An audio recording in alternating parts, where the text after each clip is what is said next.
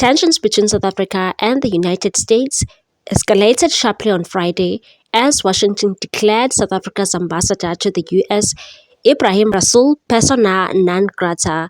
U.S. Secretary of State Marco Rubio made the announcement on social media, labeling Rasool a race-baiting politician who hates America and President Donald Trump, and said, "We have nothing to discuss with him," and so he is considered persona non grata. The decision follows growing frustration in Washington over Rasool's stance on the Israel-Palestine conflict. A senior fellow at the Hudson Institute, a conservative U.S. think tank, told Business Day that Rasool has struggled to gain access to key decision-makers on Capitol Hill due to perceptions of his alignment with Hamas. The U.S. has maintained a hardline stance on the issue, and Rasool's diplomatic efforts appear to be losing traction.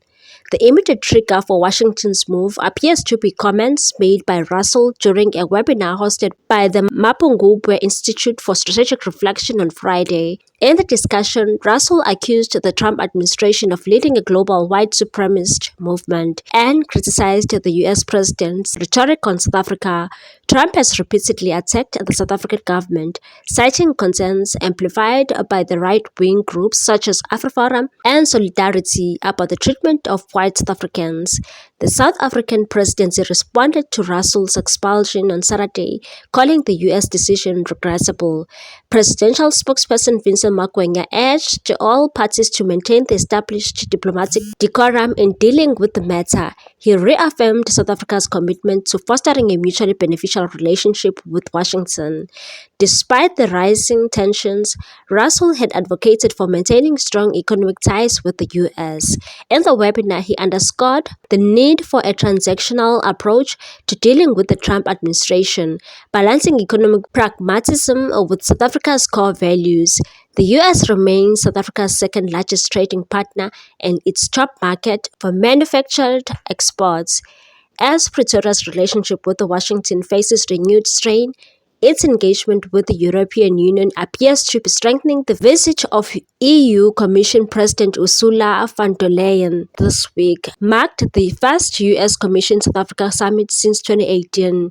She emphasized South Africa's importance as a leading voice in Global South and announced a 4.7 billion euros investment package for the country. With diplomatic dynamics shifting, South Africa finds itself at a crossroads, navigating a complex geopolitical landscape as it seeks to balance relations with its Western partners. The Economic Freedom Fighters has also reacted to the news and released a statement on their social media page titled EFF Statement on the Expulsion of the South African Ambassador to the USA. We note that the US is in the process of appointing a new ambassador to South Africa. Among the contenders is Joel Pollack, a former speechwriter for Tony Leon, who is known as a white supremacist and a race baiter. The statement reads as follows.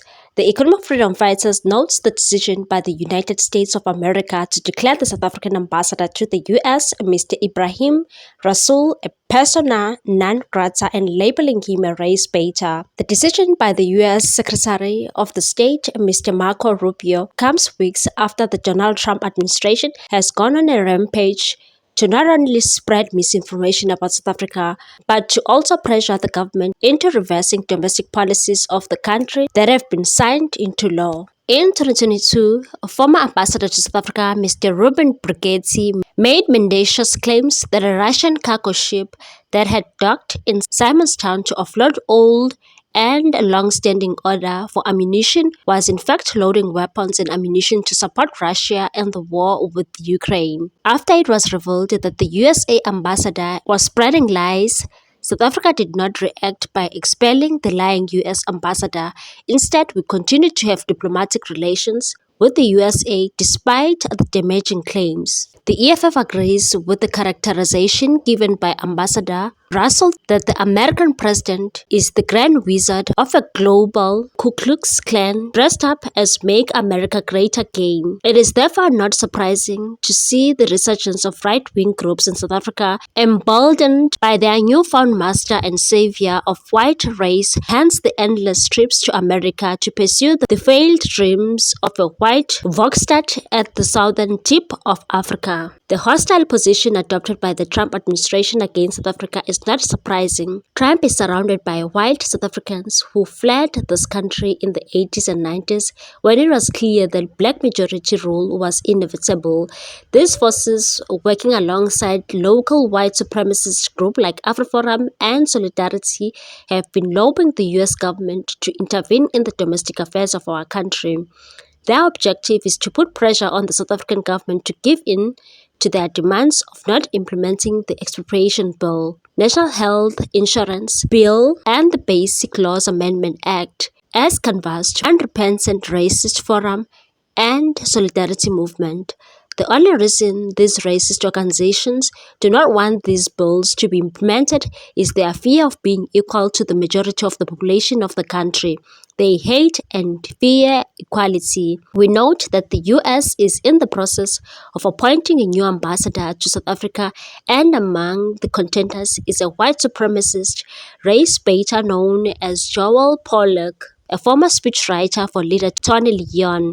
Joel Pollak works for Breitbart, well known for spreading racist and xenophobic views in the US. If Pollak is appointed, we will make sure that President Ramaphosa does not sign his letters and of credence and ban him from entering South Africa. The EFF calls on President Cyril Ramaphosa to not allow the country to be bullied by the orange clown occupying the White House. What's your take on this one, people? Thanks for watching. Please subscribe for more news.